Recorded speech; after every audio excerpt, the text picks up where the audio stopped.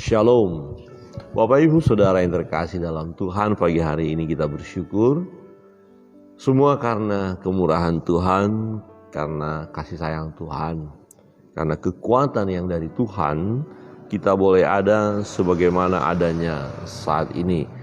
Kalau kita melihat perjalanan hidup kita, ya ada kalanya kita bisa merasakan sepertinya kita tidak sanggup menghadapinya karena memang kita secara fisik ini lemah. Ya, kita tak berdaya. Ada saja sesuatu yang kita tidak inginkan ternyata harus terjadi dalam hidup kita. Namun kita tetap bersyukur karena sesungguhnya Tuhanlah yang menopang kita. Tuhan yang memberikan kekuatan kepada kita hingga saat ini. Nah, kebenaran firman Tuhan yang akan kita renungkan bahwa ada bangsa pilihan Allah, umat pilihan Allah yang menghadapi berbagai banyak tantangan, menghadapi musuh secara bangsa mereka sebenarnya kecil, tak berdaya, lemah. Karena musuhnya cukup banyak yang akan menyerang mereka, tetapi mereka akan tampil menjadi pemenang oleh karena Tuhan. Firman Tuhan dalam Zakaria pasal 12, firman Tuhan berbunyi demikian. Ucapan ilahi, ayat pertama, firman Tuhan tentang Israel. Demikianlah firman Tuhan yang membentangkan langit dan yang meletakkan dasar bumi dan yang menciptakan roh dalam diri manusia. Ya, di sini kita melihat di ayat pertama memaparkan, menggambarkan siapakah Allah itu. Ya, Dia sang pencipta. Ya, bahkan Dia yang dikatakan menciptakan roh dalam diri manusia. Jadi yang memberikan roh, nafas dalam manusia hingga manusia itu hidup. Ya, ini Tuhan yang kita sembah. Sesungguhnya aku membuat Yerusalem menjadi pasu yang menyebabkan segala bangsa di sekeliling menjadi pening. Juga Yehuda akan mengalami kesusahan ketika Yerusalem dikepung. Maka pada waktu itu aku akan membuat Yerusalem menjadi batu untuk diangkat bagi segala bangsa. Siapa yang mengangkatnya pastilah mendapat luka parah. Segala bangsa di bumi akan berkumpul melawannya. Pada waktu itu demikianlah firman Tuhan, aku akan membuat segala kuda menjadi bingung, penunggangnya menjadi gila.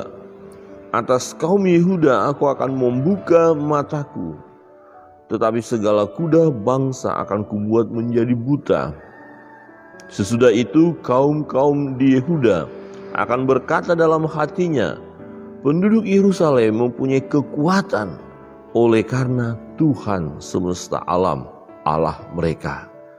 Pada waktu itu aku akan membuat kaum-kaum di Yehuda seperti anglo berapi di tengah-tengah timbunan kayu, dan seperti sulu berapi di tengah-tengah timbunan bulir gandum. Api keduanya akan menjilat ke kanan dan ke kiri segala bangsa di sekeliling. Tetapi Yerusalem selanjutnya akan tetap tinggal di tempat yang dahulu. Tuhan akan pertama-tama memberi kemenangan kepada kemah-kemah Yehuda seperti keluarga Daud dan penduduk Yerusalem. Jangan terlalu bermegah-megah terhadap Yehuda. Pada waktu itu Tuhan akan melindungi penduduk Yerusalem, dan orang yang tersandung di antara mereka pada waktu itu akan menjadi seperti Daud, dan keluarga Daud akan menjadi seperti Allah, seperti malaikat Tuhan yang mengepalai mereka. Maka pada waktu itu aku berikhtiar untuk memunahkan segala bangsa yang menyerang Yerusalem. Bapak Ibu Saudara yang terkasih dalam Tuhan, bangsa Israel, mereka berkata, kami kuat karena Tuhan. Kami kuat karena Tuhan. Ya, penduduk Yerusalem mempunyai kekuatan oleh karena Tuhan semesta alam, Allah mereka. Nah, kita lihat Bapak Ibu Saudara yang terkasih dalam Tuhan, firman Tuhan berkata bahwa bangsa-bangsa, banyak bangsa-bangsa ya akan menyerang umat pilihan ini, menyerang bangsa Israel. Ya, dan ini satu nubuatan yang akan terjadi.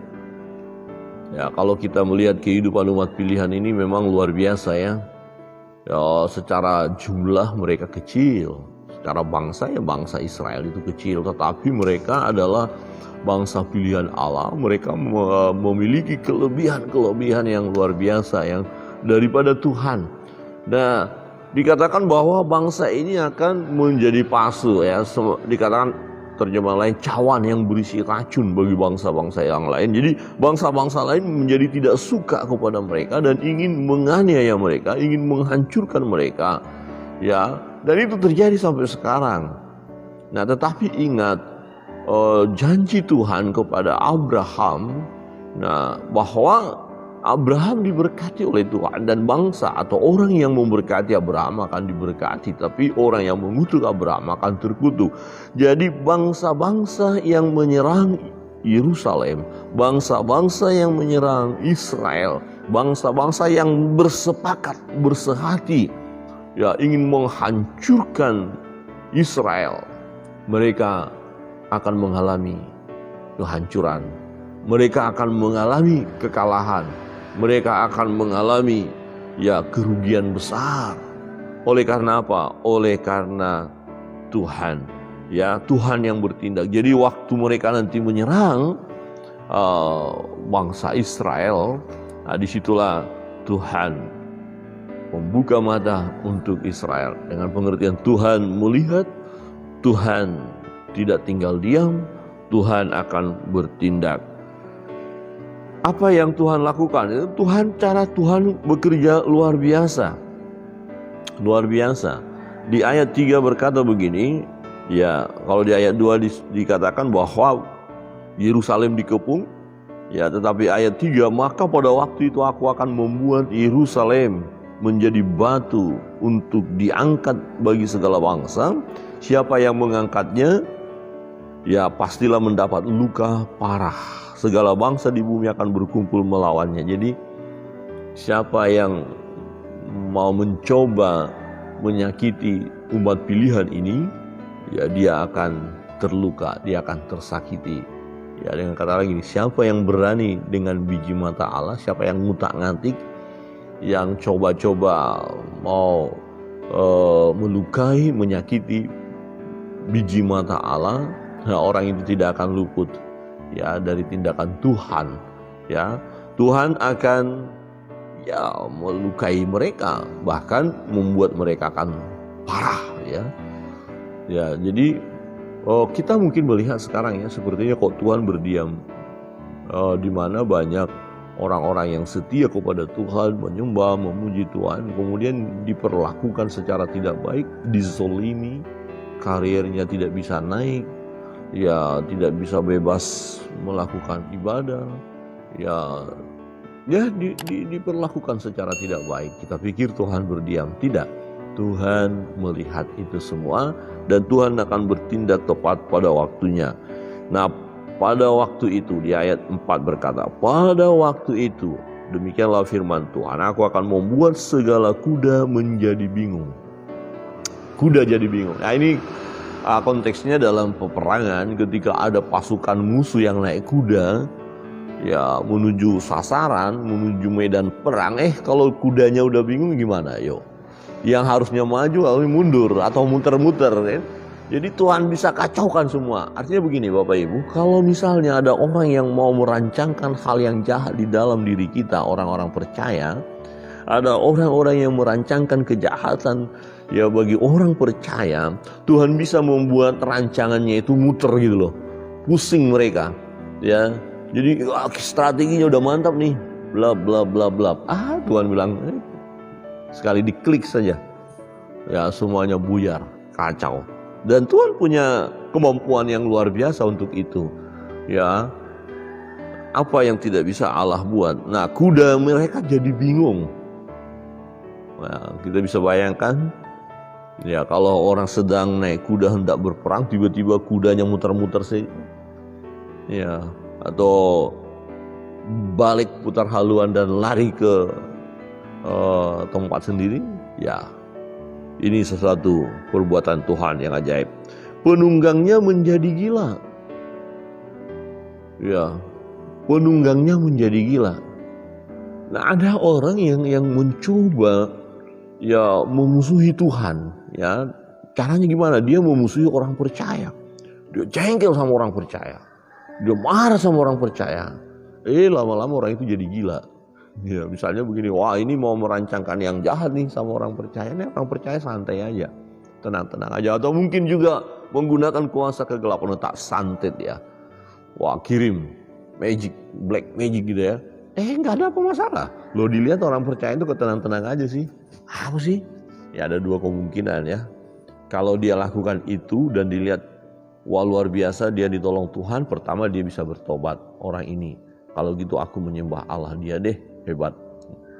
Atau yang kedua, ketika dia mengeraskan hati, maka dia jadi gila. Gila, stres, frustrasi.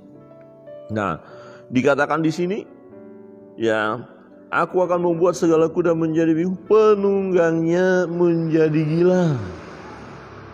Kita paham nggak apa arti gila itu? Ya nggak waras, nggak beres. Ya waktu berperang, kalau udah gila, ya teman dikirain musuh. Ya jadi pernah satu ketika ya kalau kita belajar bagaimana bangsa Israel ketika diserang oleh bangsa lain, ternyata musuh-musuh itu saling baku hantam. Ya, lihat nanti perjanjian lama ya. Ya, jadi sesama mereka, ya musuh-musuh itu saling baku hantam dan banyak yang meninggal. Dan siapa yang membuat itu? Tuhan, ya. Jadi kita melihat bagaimana perbuatan Tuhan ini sungguh ajaib. Untuk itu kita ya harus mengandalkan Tuhan dalam hidup ini, jangan diri kita, ya. Kemudian dikatakan, atas kaum Yehuda aku akan membuka mataku. Ya, bukan hanya kaum Yehuda, tetapi atas semua umat pilihan Allah, untuk semua orang percaya. Apa artinya aku membuka mataku? Allah melihat. Ya, Allah melihat keadaan kita. Allah melihat keadaan saudara. Apa yang sedang Bapak Ibu alami saat ini? Jangan berkata, oh Allah nggak tahu sih masalah saya, nggak tahu pergumulan saya. Tahu persis tahu. Ya, apapun keadaan kita. Hari ini kita bersuka cita, Tuhan tahu. Hari ini kita sedikit mengalami tekanan, ya Tuhan tahu. Hari ini kita mengalami ya hal yang tidak kita inginkan, ya Tuhan tahu. Nah, Oma Ros yang juga ikut mengikuti ibadah pagi ini, Tuhan tahu keadaan Oma. Ya, jadi tetap tenang, Tuhan akan beri kekuatan. Amin. Ya, kenapa mungkin akan bertanya juga ya? Ya kita juga mendengar berita ini gimana ya, kok bisa begitu ya? Padahal ini mau ada acara, kita mau ini ya. Ya bisa saja secara manusia. Tetapi ketika Tuhan izinkan itu terjadi, ya ada maksud Tuhan. Tuhan tahu, Tuhan melihat itu, dan Tuhan tidak pernah melepaskan kita. Tuhan tidak pernah membiarkan Oma ya. Kita bersyukur. Tuhan yang memberi kekuatan. Ya, aku akan membuka mataku. Ya, Tuhan melihat keadaan kita.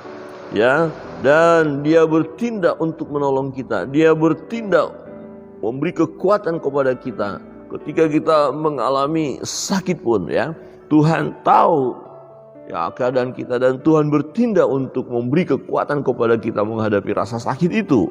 Dan Tuhan memberikan kesembuhan kepada kita atas sakit penyakit itu. Ya, Tuhan yang berkuasa atas segalanya. Saudara yang terkasih dalam Tuhan, di ayat 5 berkata, sesudah itu kaum-kaum di Yehuda akan berkata dalam hatinya, penduduk Yerusalem mempunyai kekuatan oleh karena Tuhan semesta alam, Allah mereka. Ini yang perlu kita perkatakan, Bapak Ibu, saudara yang terkasih dalam Tuhan. Saudara kuat oleh karena Tuhan, amin. Saya kuat. Kita berkata aku kuat, tapi bukan karena kekuatan secara manusia. Nah, jangan pula nanti kita jadi sombong. Kalau aku sih begini bla bla. Lupa kita sama Tuhan, bahaya. Tapi kita harus memperkatakan aku kuat. Menghadapi tantangan yang berat, aku kuat karena Tuhan. Menghadapi pergumulan yang berat, aku kuat karena Tuhan. Menghadapi penyakit yang luar biasa, aku kuat karena Tuhan. Perlu Bapak Ibu mengatakan hal itu, karena memang firman Tuhan katakan kita kuat bukan karena kekuatan dari diri kita. Nah, inilah masalah kita adalah karena ketika kita mengandalkan diri kita yang memang benar-benar lemah dan tak berdaya ini, dan kita tidak memandang kepada Tuhan, hanya bilang, aduh Tuhan aku begini, aduh Tuhan aku lemah, aduh Tuhan penyakit ini menyerang aku, aduh. Kehilangan kita berkata haleluya karena fokus kepada aduh sakit, aduh berat, aduh keuangan susah, aduh pekerjaan berat, aduh. Tetapi ketika kita lihat diri kita tak berdaya, kemudian kita memandang kepada Allah, bahkan Dia dikatakan ayat pertama tadi yang menciptakan langit dan bumi serta segala isinya, dan yang menciptakan roh dalam diri kita, yang memberikan roh itu sehingga kita hidup. Walaupun dalam hidup ini ada tantangan, persoalan, berarti kita bisa berkata karena kita melihat kepada Dia, aku kuat karena Tuhan. Amin. Bapak Ibu katakan, aku kuat karena Tuhan. Aku kuat karena Tuhan. Nah, itu dikatakan penduduk Yerusalem mempunyai kekuatan oleh karena Tuhan semesta alam, Allah mereka, Allah kita, Allah yang kita sembah di dalam nama Allah Bapa, Anak dan Roh Kudus, dalam nama Yesus. Tuhan selalu beserta kita. Wah, ini menarik ya Bapak Ibu. Aku kuat karena Tuhan. Jadi paling tidak kesombongan kita secara manusia itu akan teredam. Jangan kita sombong. Ya, kalau kita bisa melewati berbagai persoalan, berbagai pergumulan, kemudian kita melihat bagaimana ya kita cakap menghadapi semua, kemudian kita kuat juga ya secara fisik, kemudian kita bilang ini karena aku. Nah, hati-hati kita nanti menjadi sombong dan mengandalkan diri sendiri. Tuhan bilang apa? Terkutuklah orang yang mengandalkan kekuatan manusia. Nah, tapi diberkatilah setiap orang yang mengandalkan Tuhan. Jadi waktu kita melihat bagaimana kita menghadapi berbagai persoalan dalam hidup ini dan bisa kita lewati, kemudian kita berkata, aku bisa melewatinya karena Tuhan. Amin. Ya, ini jujur Bapak Ibu, kalau kita melihat persoalan pergumulan hidup ke depan ini, bukannya semakin gampang, yang semakin sulit, tetapi firman Tuhan akan menolong kita, dan di situ terjadi mujizat Tuhan. Kita bisa bergairah dalam hidup ini karena apa? Ya, Tuhan memberi kekuatan kepada kita. Kita terus berkata, Tuhan memberi kekuatan kepadaku. Amin. Ya, mari datang kepada Tuhan.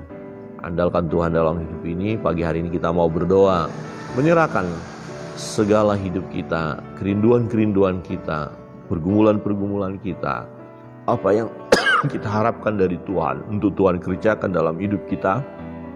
Kita bisa berkata-kata kepada Tuhan, kita bisa berdoa, Tuhan, Engkaulah Allah yang memberi kekuatan kepadaku. Saat ini aku mau menikmati kekuatan dari Tuhan. Ya, aku menyerahkan hidupku kepadamu Tuhan. Dan kita akan merasakan betapa Tuhan itu dahsyat, ya, luar biasa. Sungguh Dia beri kekuatan kepada kita. Mari kita naikkan satu pujian, kemudian kita akan berdoa.